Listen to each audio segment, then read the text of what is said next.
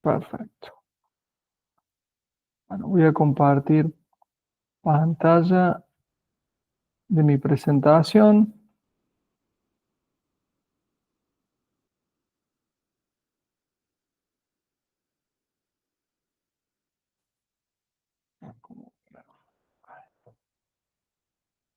Bueno, em, entonces, vamos a ir iniciando este circuito. La idea es poder hacer dos charlas de más o menos 45 minutos. Es un tema largo y por ahí y medio abrumador por el cambio. La idea es que vayamos de a poco, no veamos todo junto. Eh, y por eso es que planteamos un par de charlas. Mi nombre es Sebastián Marún, yo soy bioquímico especializado en hemostasia y soy especialista de producto de todo lo que es la empresa Felsan para esta línea de ROT. Eh, Vamos a hablar, y esto es parte del equipo. Jonathan es quien estuvo en Mar del Plata.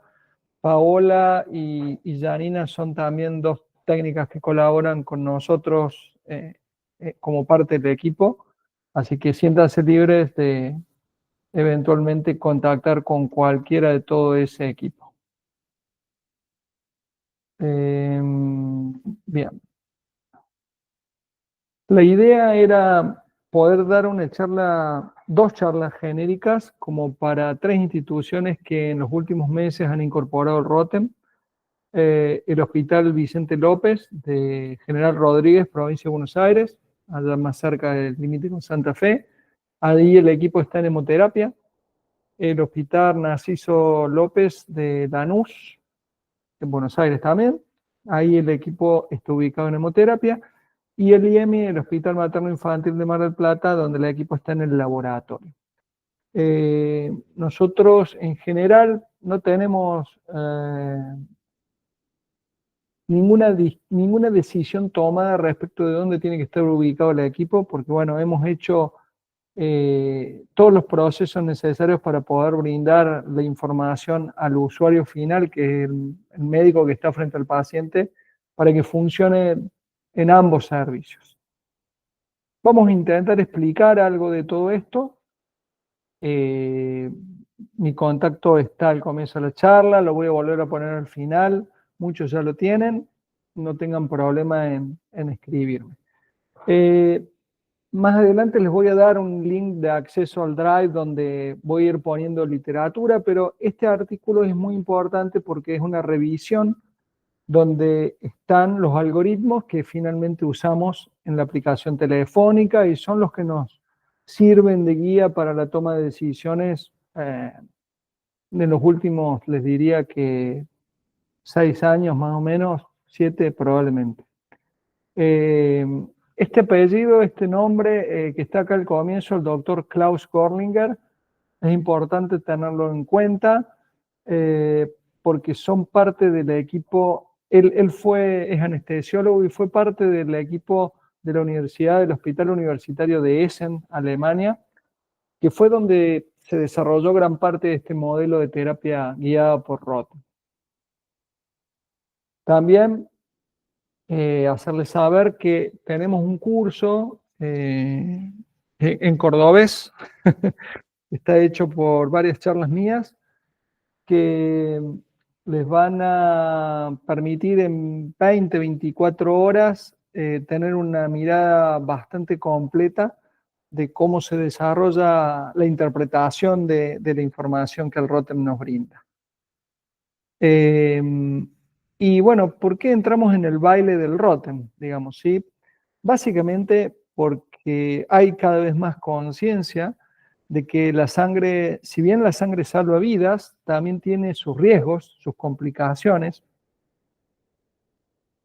y hay un movimiento a nivel mundial cada vez más grande de algo que se llama PBM, PB larga M o Patient Blood Management, que es como básicamente es tomar conciencia de que todo lo que podamos hacer para evitar una transfusión innecesaria o inapropiada en un paciente va a terminar siendo una mejor evolución del paciente en el hospital y un menor gasto hospitalario asociado. Entonces, todo recurso que uno pueda tener basado en evidencia para que esa transfusión sea lo más costo efectiva, adecuada para ese paciente, está alineado con este movimiento del PBM. En el marco de eso, Rotem es una herramienta útil para el intraquirúrgico y el postoperatorio para la toma de decisiones transfusionales. Principalmente porque cada vez hay más conciencia de que la sobrecarga de volumen, la inmunomodulación y el daño pulmonar son complicaciones que se generan en esos momentos de transfusiones que muchas veces el paciente paga días después de haber sido transfundido. Entonces, durante muchos años no hubo una asociación clara y directa, hoy en día está eso cada vez más claro, entonces se busca optimizar el proceso transfusional del paciente. Nosotros, desde este modelo de abordaje del paciente, estamos en contra de un clásico, no es argentino, es un clásico mundial, de que cuando un paciente sangra, el concepto es pasarle de todo, pasarle en pack, pasarle 1-1-1, ¿sí? El concepto de transfusión masiva. Todo esto que habla de una orientación hacia el producto transfusional y no hacia el paciente que tiene un sangrado severo. Entonces, buscamos reemplazar este modelo de pasarle todo por empezar a hacer preguntas sobre qué cosas son las que están causando el sangrado, y bueno, qué deberíamos hacer para que ese sangrado merme. Y por otro lado, preguntas que en general no nos solemos hacernos, que es ¿por qué no sangra? O sea, ¿qué cosas no están colaborando en el sangrado y que no valdría la pena corregir?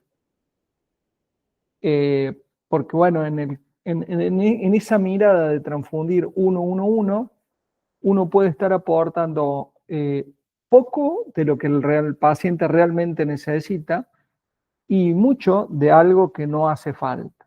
Entonces, poder hacer una terapia guiada nos va a permitir tener más claridad sobre estos conceptos. Cuando hablamos de Rotem, nos debe quedar en claro que no hablamos de un diagnóstico solamente, sino que hablamos de un modelo diagnóstico terapéutico.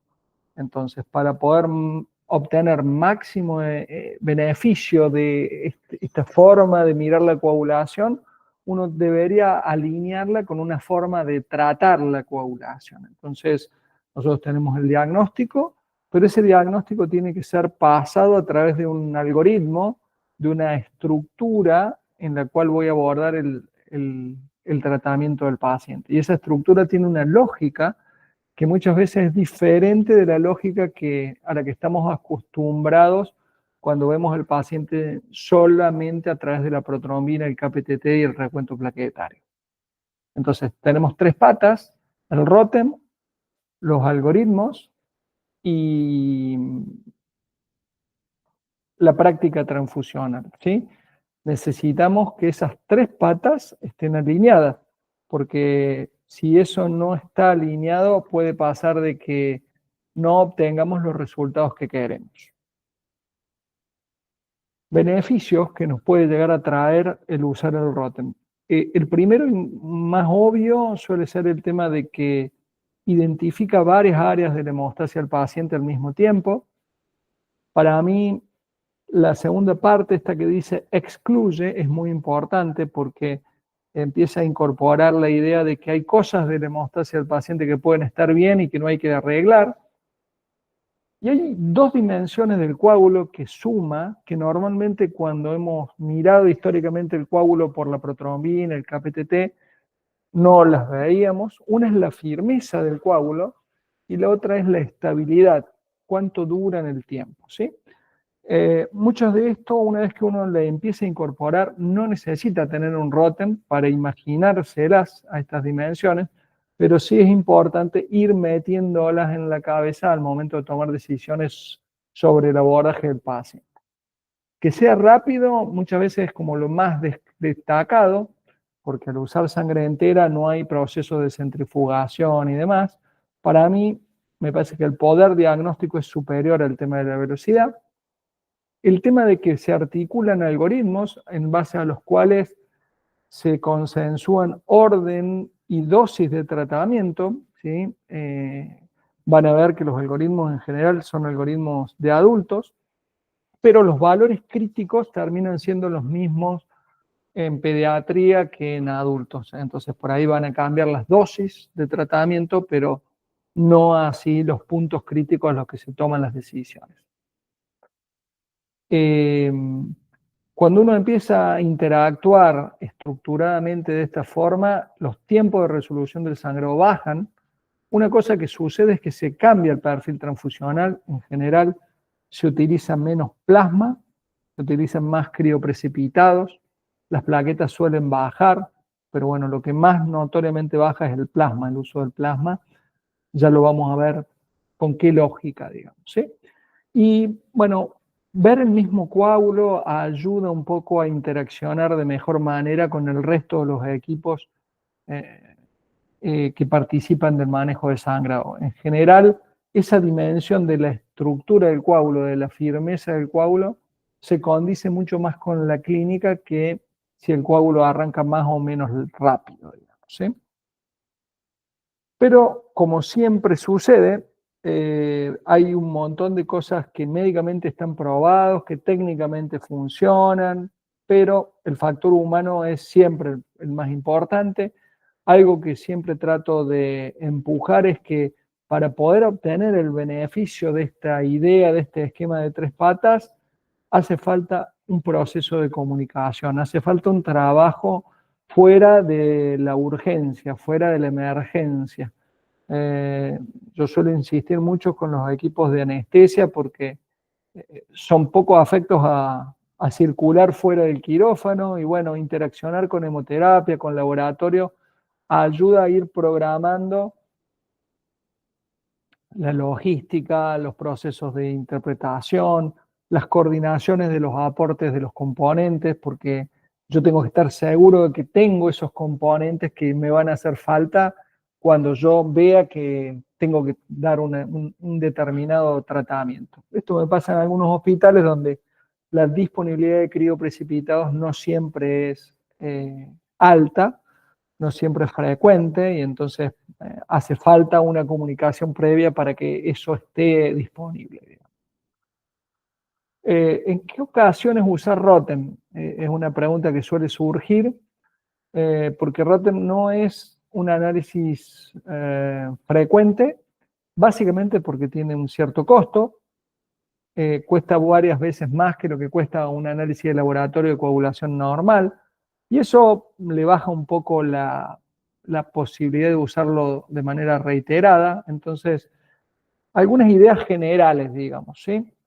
Siempre que estemos hablando de algún sangrado perioperatorio, tanto en el intra como en el postoperatorio inmediato, haya inestabilidad hemodinámica, ya se hayan transfundido o se estén por transfundir 2 unidades o 2 dosis de glóbulos rojos y estemos claros de que vamos a empezar a transfundir algo más, por este histórico concepto del 1-1-1, es un buen momento de tener un Rotem para decidir si vamos a aportar algún otro componente hemostático, bueno, definir cuál va a ser y en qué dosis. Esto es en términos generales. Históricamente, el Rotem empezó a ser validado allá por el año 2000 en cirugía cardiovascular y en cirugía hepática, hepatectomías y trasplantes hepáticos. Luego, alrededor de los años 2010, 2012, empezaron a usarlo en hemorragia posparto y en politrauma callejero. De ahí se derivó un algoritmo para trauma y sangrado severo. Y existe hoy en día un algoritmo para cardiovascular, uno para hemorragia posparto y otro para todo lo que tiene que ver con pacientes con hepatopatía.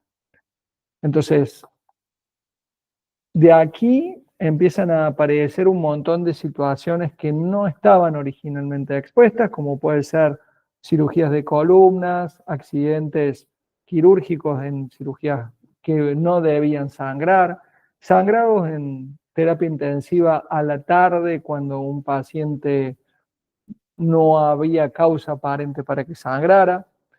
Entonces, el abanico de uso en general se amplía.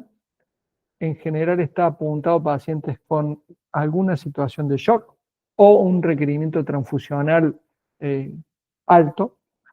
Y cuando lo pensamos en cardiovascular, tenemos distintos tiempos de esa cirugía, la cirugía cardiovascular. En el 10 minutos post-protamina es el momento donde siempre vamos a pedir a hacer un ROTEM, porque es donde adentro del quirófano se toman la mayor cantidad de decisiones transfusionales y terapéuticas. Este es casi que nosotros lo sugerimos como constante, como obligatorio. En recuperación, las primeras horas, si la magnitud del sangrado es mayor al esperado, estamos considerando transfusiones adicionales y empezamos con la discusión de si estamos hablando de un sangrado médico o un sangrado quirúrgico. En el caso de pediatría, nosotros sugerimos hacer un control intrasec, ¿sí? Porque o bien cuando la bomba es larga o bien cuando el niño es muy pequeño, porque la hemodilución es muy grande, y no hay mucho tiempo de esperar a la salida de la bomba para transfundir. Entonces, en estos niños, sobre todo los neonatos, no los niños mayores de 2 años, sino los neonatos y los niños muy, muy pequeños, hay un control intrabomba que nos permite tener más seguridad de que a la salida de bomba, cómo vamos a estar, porque se condice mucho con la hemostasia de lo que vamos a ver a la salida. En general, basales para cardiovascular no, salvo que sea una urgencia, un paciente que no pudo ser estudiado, que ingresa de urgencia al quirófano. Algunos criterios para la guardia, para la terapia, ¿sí? Pacientes que no responden a los fluidos, donde de repente está claro que la situación crítica no va a poder ser controlada en los 30 minutos que siguen, con ciertos indicadores de shock. A mí me gusta mucho el index shock como un indicador secuencial de cómo va deteriorándose el paciente. El index shock es básicamente frecuencia cardíaca sobre tensión arterial. En cuanto esto empieza a dar mayor a 1, estamos frente a un problema. ¿Sí? El paciente empieza a tener señales claras de que está entrando en shock. Y bueno, puede ser de mucha utilidad hacer una reanimación hemostática guiada por ROTEM.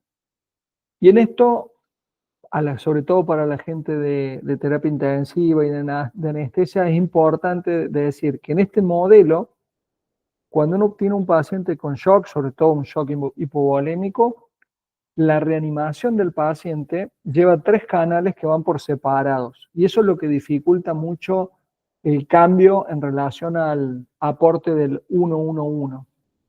En este modelo, el aporte de oxígeno va por glóbulos rojos y esa entrega de oxígeno va independiente de la gestión de la hemodinamia, donde la gestión del volumen que le vamos a aportar al paciente no va a ser por el plasma, sino va a ser por algunos otros elementos, y tiene que ser un aporte titulado, controlado, progresivo, para no exagerar en la cantidad de líquido aportado. Y como tercera pata está la gestión hemostática. Entonces, esto es como muy diferente del 1-1-1, porque cuando uno pasa un poco de todo, piensa que el plasma me resuelve los problemas de volemia, también me resuelve los temas de hemostasia, las plaquetas me ayudan con eso y los rojos me dan el oxígeno. Entonces, hay un cambio en el abordaje del paciente crítico en esa gestión por separado, ¿sí? ¿Para qué situaciones no sería costo efectivo el ROTEM?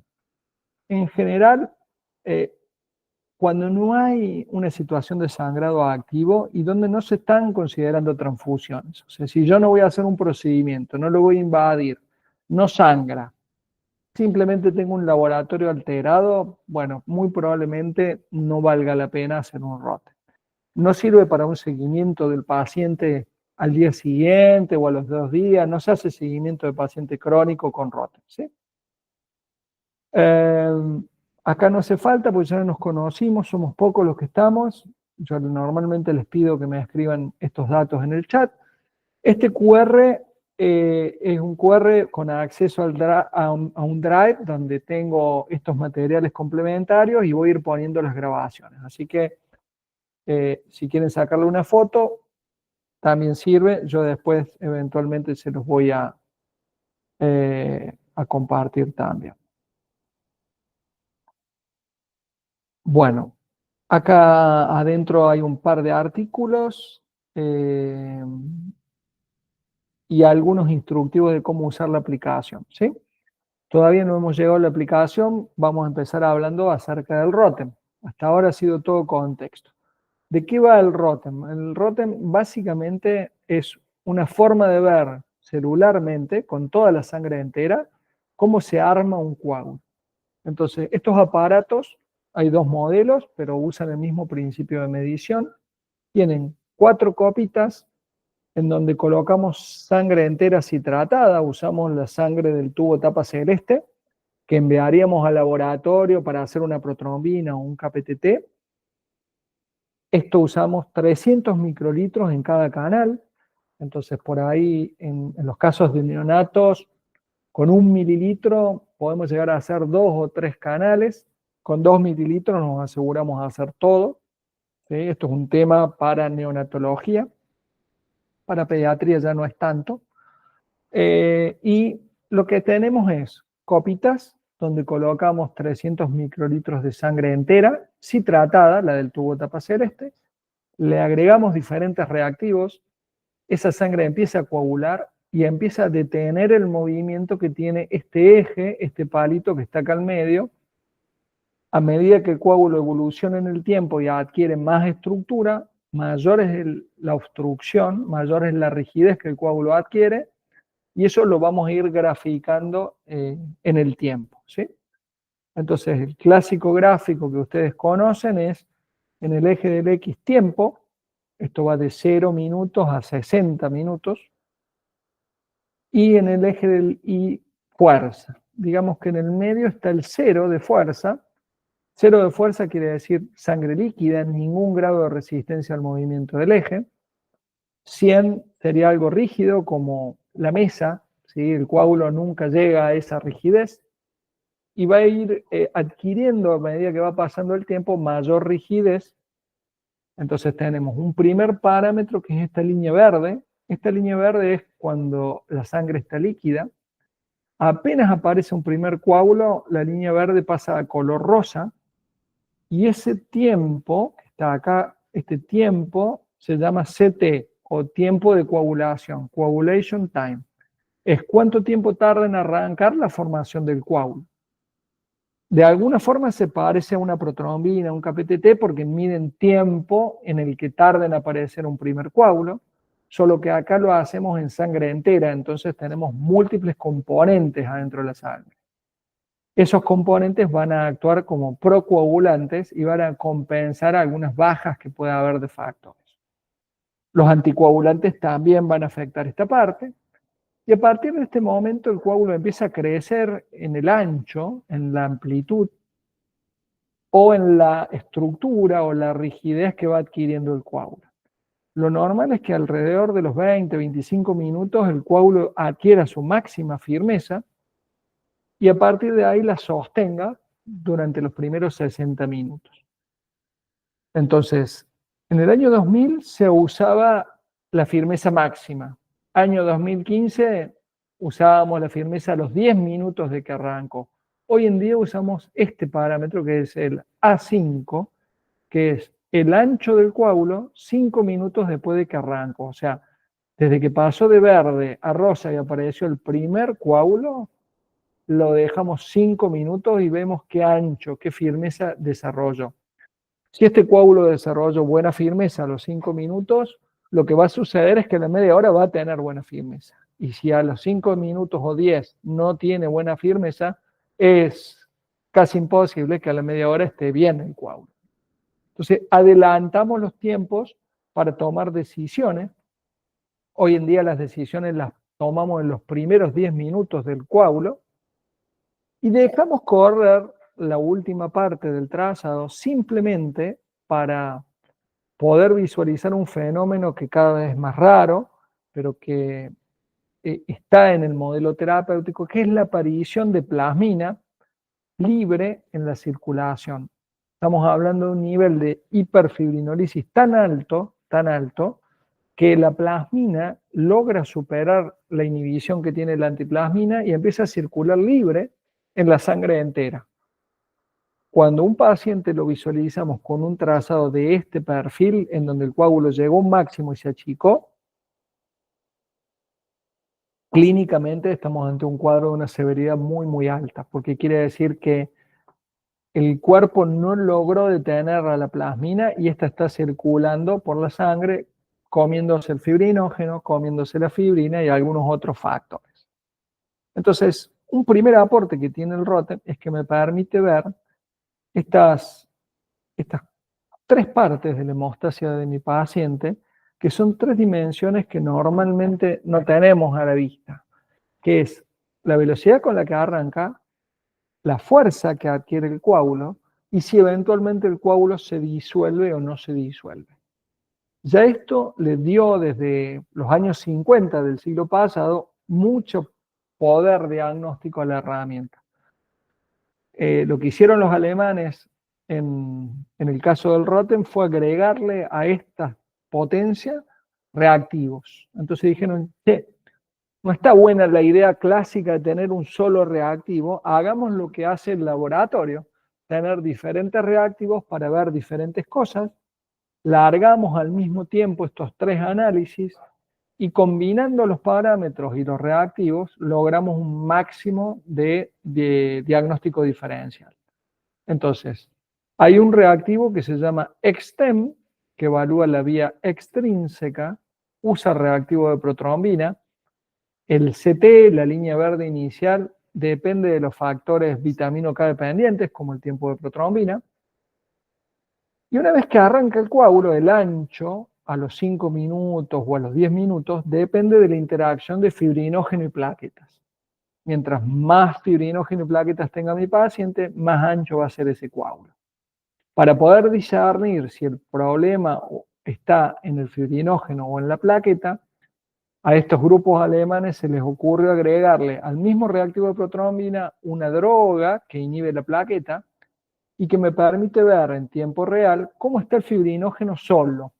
Entonces yo puedo ver en el XTEM fibrinógeno y plaqueta juntos y en el FibTEM solamente fibrinógeno. Con eso ya tengo ahí un buen aporte de si el problema es fibrinógeno y plaquetas, y después cuando vamos a la vía intrínseca tenemos un reactivo que se llama INTEM, por eso es que evalúa la vía intrínseca.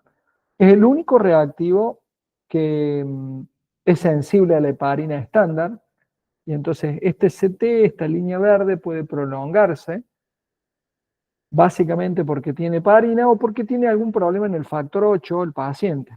Entonces, ¿cómo yo lo distingo? Con un cuarto reactivo que tiene el mismo reactivo de KPTT para vía intrínseca, pero agrega una enzima que corta la heparina. Entonces yo puedo, combinando estas cuatro cosas, identificar muchas partes de la hemostasia de mi paciente. Ahora lo vamos a ver un poquito más en detalle.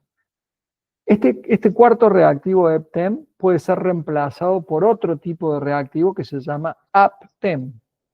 Este APTEM tiene tranexámico en lugar de heparinasa y lo que hace es inhibir la fibrinolisis. Entonces, en este caso inhibo fibrinolisis y en el caso del EPTEM inhibo heparina. Y comparo con cómo estaba el ensayo completo, digamos. De forma breve y abreviada, en los primeros 5 minutos, usando ese parámetro que es el CT de los distintos reactivos, yo puedo ver esa línea verde, yo puedo ver si mi paciente tiene un problema de déficit de factores, y si es déficit de factores, de qué vía, si de la extrínseca, la intrínseca o de las dos, o si tiene un exceso de heparina, o si tiene un exceso de protamina. En cirugía cardiovascular, cuando salen de bomba, le dan protamina al paciente y hay que neutralizar adecuadamente porque la protamina también es una droga anticoagulante y antiagregante. Entonces, si yo me excedo en la protamina, mi paciente sangra porque tengo demasiada protamina. En el caso de terapia intensiva, un clásico de esto es el paciente que dializó sin heparina, con comillas, el sin heparina a la mañana y a la tarde empieza a sangrar. Nos pasa muy seguido que encontramos presencia de un exceso de heparina en la sangre de esos pacientes y como tenemos dos reactivos muy específicos, la combinación nos permite decir con certeza de que el paciente tiene un exceso de heparina. No es simplemente una presunción, es una certeza. Una vez que pasaron esos primeros 5 minutos, que son la línea verde inicial, el coágulo empieza a crecer, obtenemos el A5, el ancho del coágulo, y ahí vamos a identificar si el problema es por fibrinógeno o por plaquetas. Y después dejamos correr, como les decía, y la última parte es la eventual aparición, no es frecuente, y yo les decía que cada vez menos frecuente porque cada vez usamos más ácido tranexámico de manera profiláctica, digamos. La aparición de fibrinolisis sistémica de alta intensidad. Entonces, ¿cómo se verían en un comienzo esto, en la parte de los CT, estas situaciones? Acá al medio tengo una presencia de heparina, en donde el CT del INTEM es largo, pero el LEPTEM normaliza. Si yo hago una relación de esto, hay un acortamiento de más del 25%, y esto es como significativo clínicamente, como para decir, vale la pena neutralizar la heparina que tengo en mi paciente si este sangra, ¿no? Siempre las intervenciones son asociadas a un sangrado. Si yo me excedo de protamina, el paciente tiene prolongado el INTEM, también tiene prolongado el EPTEM, porque la heparinasa no corta la protamina, entonces hay un perfil de este tipo y todavía el EXTEM puede estar medianamente normal. O bien, si yo tengo un paciente que tiene déficit de factores, puedo tener inhibidas una o las dos vías de los CT. Eso lo resuelvo en los primeros 5 minutos, les decía. En los minutos siguientes, lo que yo voy a ver es el ancho que tiene el coágulo en el EXTEM. Les dije que el EXTEM en ese ancho me daba una idea de interacción de fibrinógeno con plaquetas, y si esa interacción me daba un coágulo flaco, era una interacción débil, quería decir que había un mal aporte de alguna de las dos partes. Yo miraba el fibrinógeno y si el fibrinógeno estaba bien en el FibTEM, bueno, mi problema debería venir por las plaquetas, y si mi fibrinógeno estaba mal, bueno, el primer aporte debería venir por el fibrinógeno. Por último, lo de la fibrinolisis, yo les decía que no es frecuente, pero uno puede encontrar distintas velocidades a las cuales se manifiesta la fibrinolisis. Fíjense que acá hay momentos como cada vez más lejanos en los cuales aparece el fenómeno de lisis del coágulo, y después la intensidad, no siempre es que llego a la lisis total del coágulo, en algunas ocasiones quedo a la mitad de camino. Esto me permite de alguna forma graduar la intensidad de la fibrinolisis, pero siempre es como un cuadro muy severo. Y acá a la derecha el APTEM, que tiene tranexámico, me permite inhibir y comparar con el EXTEM cómo está mi coágulo, porque por ejemplo, acá esta segunda línea y esta tercera, si yo veo el tercero y el cuarto, yo digo, estoy mejor que el primero. Pero si yo veo el coágulo inhibiendo solamente la plasmina, me doy cuenta que acá a la derecha está como muy conservado el coágulo, está bastante normal.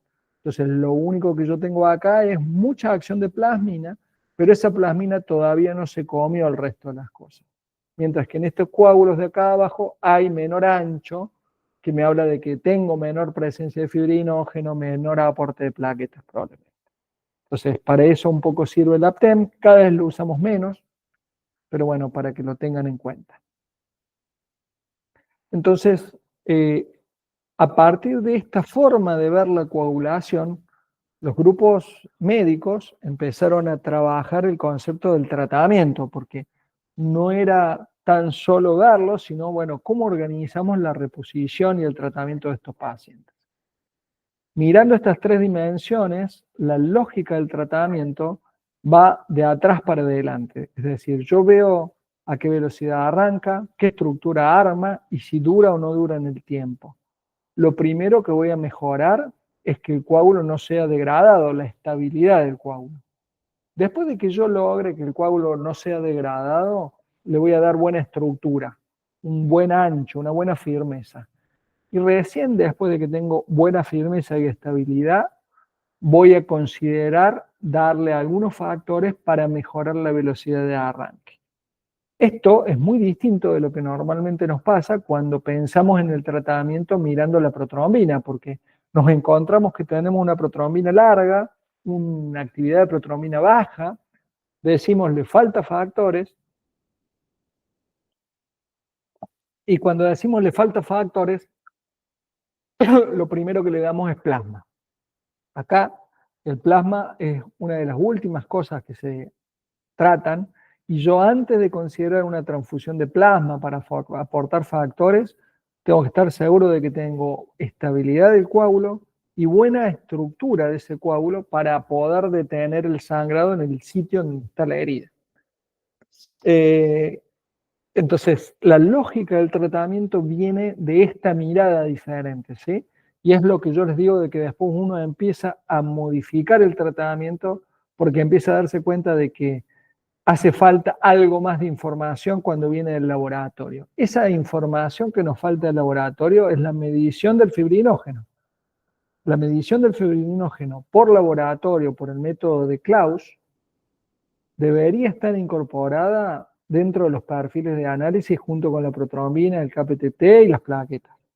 Yo prefiero, antes que un KPTT, un fibrinógeno, porque me habla de la estructura. Cuando yo lo junto con el número de plaquetas, empiezo a pensar en qué estructura tiene ese coágulo.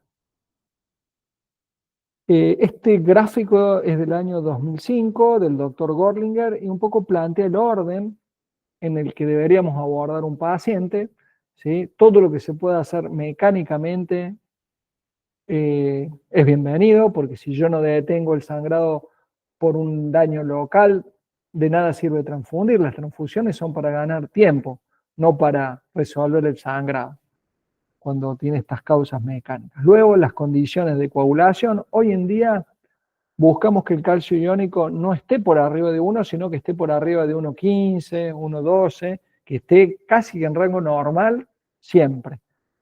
Calcio, pH, temperatura. Todos estos elementos afectan la hemostasia. Históricamente los hemos llamado bueno, el triángulo de la muerte, el diamante de la muerte. Bueno, estas precondiciones para la coagulación son vitales.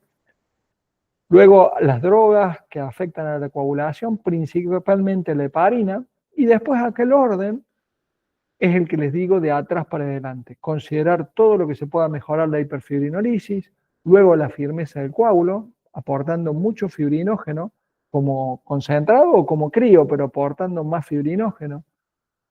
Luego el tema de los factores, y recién después de que todo esto esté en orden, considerar algunas funciones de la plaqueta que podemos no estar viendo con el ROTEM. Esa estructuración de atrás para adelante se armó en algoritmos verticales. Los algoritmos verticales permiten hacer este paso a paso, porque por ahí los algoritmos horizontales es como que me dan toda la información al mismo tiempo y no jerarquizan el orden del tratamiento. En cambio, estos verticales jerarquizan el orden del tratamiento. Dice, primero van a venir los tratamientos asociados a fibrinolisis, después van a venir los tratamientos asociados a firmeza del coágulo, fibrinógeno o plaquetas, y en tercer lugar vamos a abordar los tratamientos relativos a los factores. Entonces, van a ver que siempre dice escenario clínico. ¿Por qué? Porque hay un concepto que es que los valores de referencia de la población sana son valores orientativos, pero que no tienen que ver con los valores de los parámetros que yo necesito tener en mi paciente cuando tengo un tipo puntual de sangrado, ¿sí? Es decir, yo puedo tener los mismos valores de laboratorio o el mismo ROTEM y tener un paciente hepático con cirrosis, en el cual esos valores pueden ser suficientes para sostener una coagulación, mientras que puedo tener un trauma en el cual esos valores pueden ser insuficientes. Entonces, ya los valores no están relacionados a los valores de referencia de población sana, sino que están referenciados a valores críticos para ciertos escenarios clínicos. Elijo el algoritmo que más se parezca a mi situación. Otra condición es que haya sangrado activo, y esto tiene que ver con que,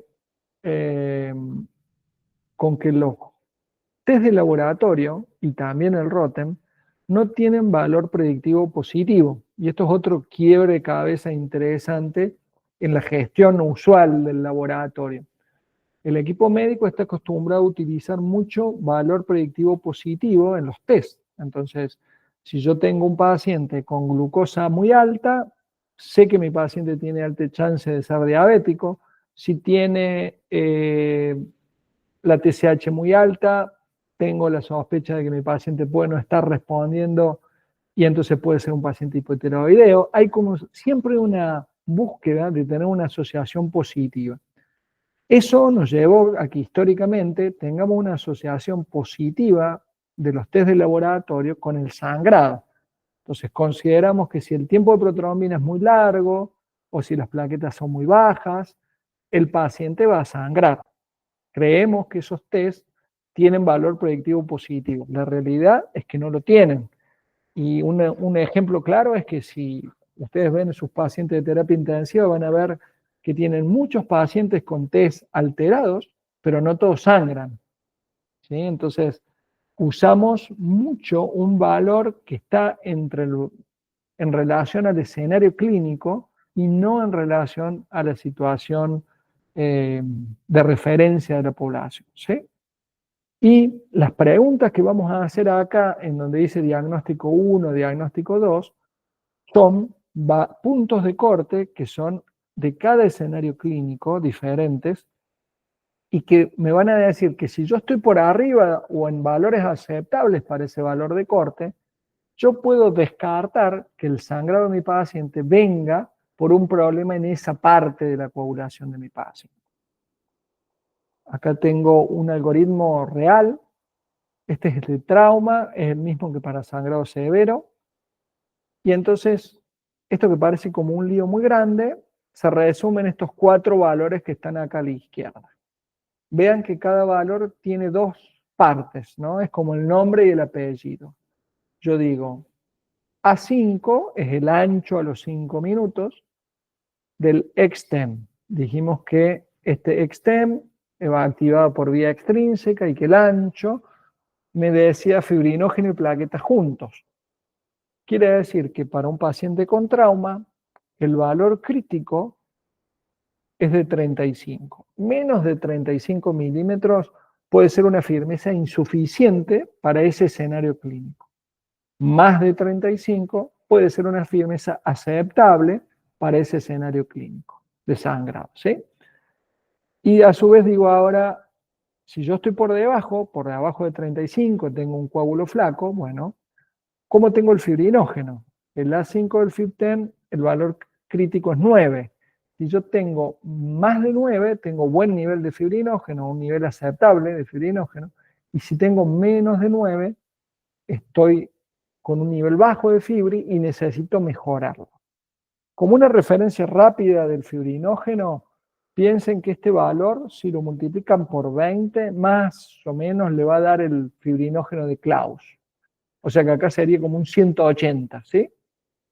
Y eso tiene relación con la idea de que las últimas guías europeas de manejo de pacientes con sangrado, dicen de que los pacientes con sangrado deberían tener un fibrinógeno de 200 miligramos de cilitro o más para afrontar ese sangrado.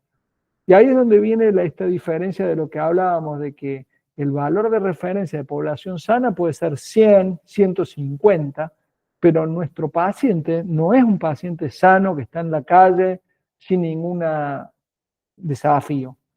nuestro paciente es un paciente que tiene comorbilidades, que está dañado y que está sometido a una situación que está favoreciendo su sangrado. Entonces, necesitamos un nivel diferente de fibrinógeno. Por ejemplo, en este caso, buscamos tener niveles más altos de fibrinógeno que el mínimo normal. Y acá al medio, esta caja de firmeza lo que hace es diferenciar si el fibrinógeno está por abajo de 9 o por arriba de 9 para decirme si el problema es fibrinógeno o el problema es plaquetas. Luego de que yo tengo esto, recién acá pregunta si están prolongados los arranques, siempre y cuando el fibrinógeno esté bien.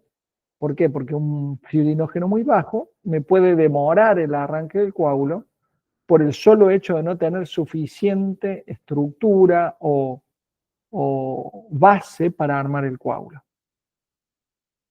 Entonces, este algoritmo lo vamos a ver en más profundidad en la charla de la semana que viene, pero nosotros lo que hacemos es, hacemos las preguntas de algunos criterios. Si los criterios se cumplen y mi paciente tiene un sangrado activo, sugerimos, lo ponemos en rojo y sugerimos un tratamiento. Si no se cumplen esos criterios, decimos, bueno, no es parte del problema, no está sangrando por eso. Veamos qué otra cosa puede ser. El orden siempre es el mismo, porque sigue esta lógica de atrás para adelante. Nosotros ya en el año 2017 nos dimos cuenta de que había una complejidad en esto de entender el diagnóstico, pasarlo por un algoritmo y poderlo tratar, y en el 2019 lanzamos una aplicación telefónica que la refinamos durante la pandemia.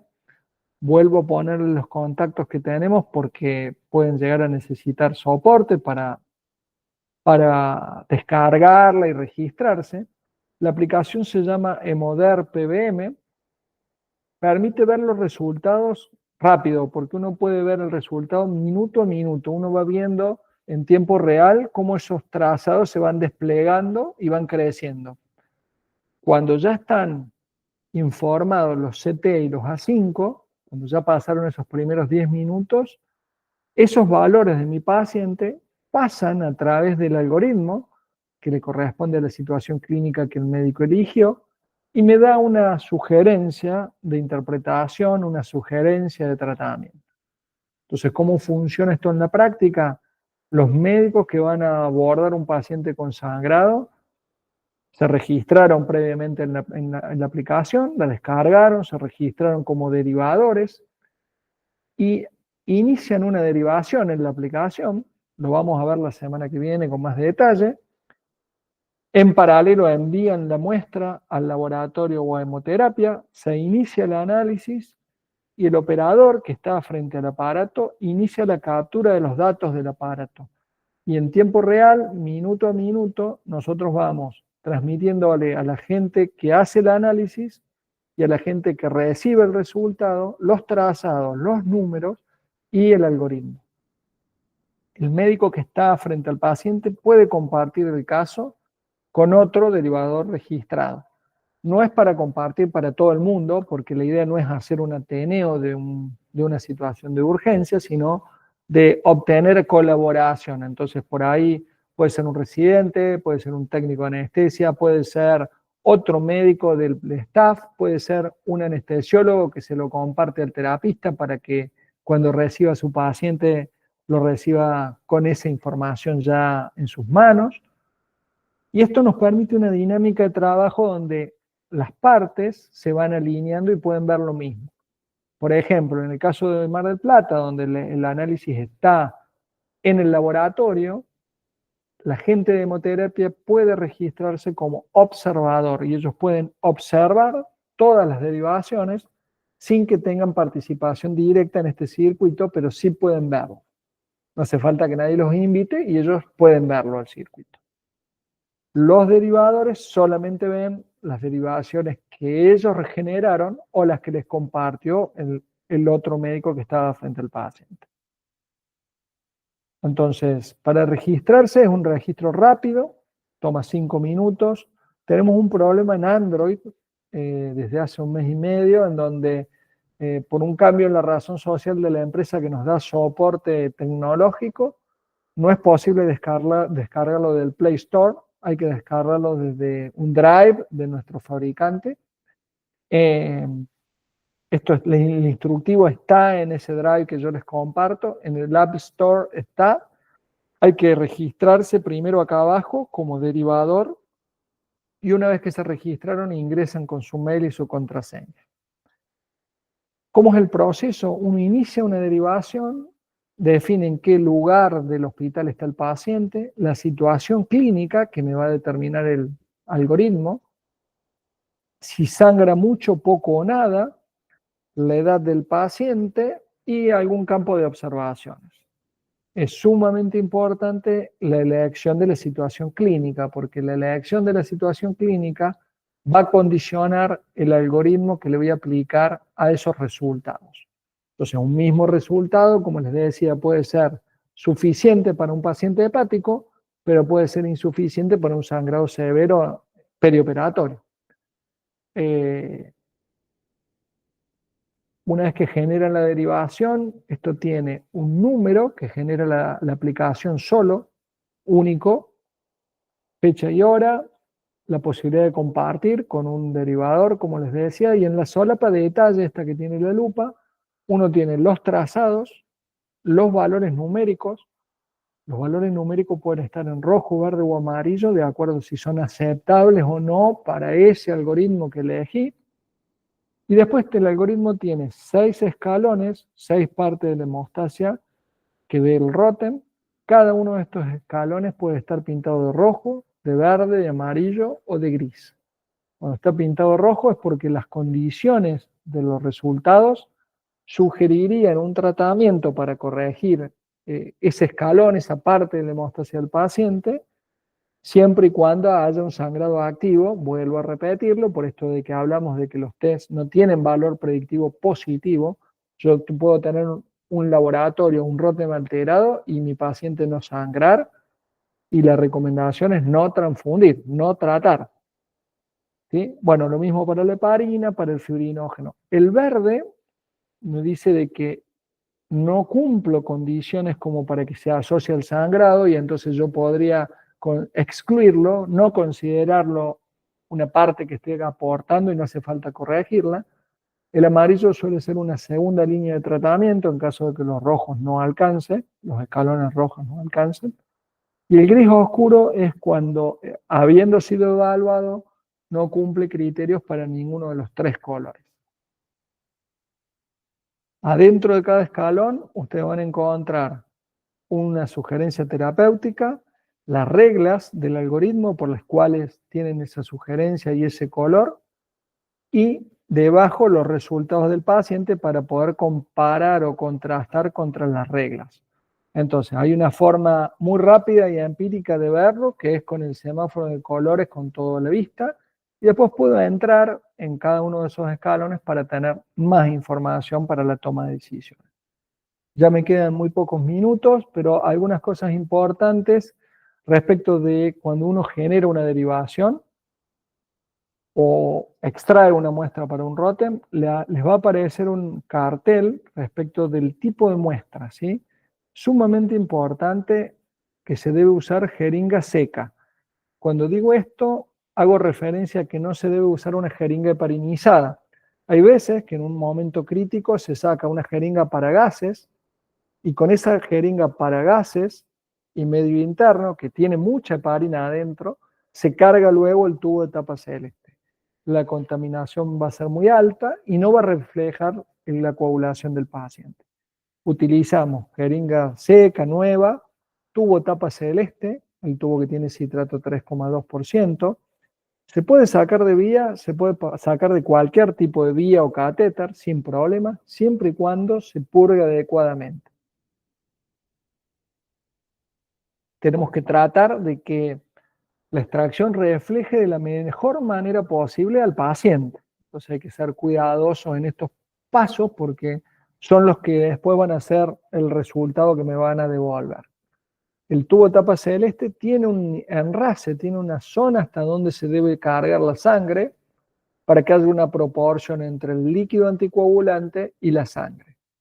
Esto es importante porque nosotros con ese líquido sacamos calcio, pero le sacamos la cantidad justa para que después, cuando hagamos el análisis, le volvamos a reponer calcio en cantidad adecuada. Entonces, importante respetar el nivel con la sangre y mezclar cuidadosamente 4 o 5 veces por inversión del tubo. Un poco más de lo mismo, depende del tubo, pero siempre hay que buscar el lugar en donde está el enrase de ese tubo y invertirlo 4 o 5 veces. Y una cosa extra que tiene la aplicación es que les va a dar un mensaje en rojo de una identificación que genera la aplicación que tiene que ir asociada al tubo para que la gente que va a hacer el análisis pueda iniciar la captura de datos, para que me puedan informar el resultado. Yo esos números y letras que tengo en la aplicación van a ser claves para que si hay dos derivaciones generadas al mismo tiempo de dos unidades críticas cerradas que no se enteraron una de la otra, bueno, pueda diferenciar qué resultado corresponde a qué tubo y a qué derivación. ¿Sí? Con esto termino esta charla. Quedo abierto a preguntas. Acá está mi mail y sobre todo también acá está mi WhatsApp. No duden en escribirme por cualquier cuestión que pueda surgir. ¿Sí? Y bueno, quedo abierto a consultas o preguntas.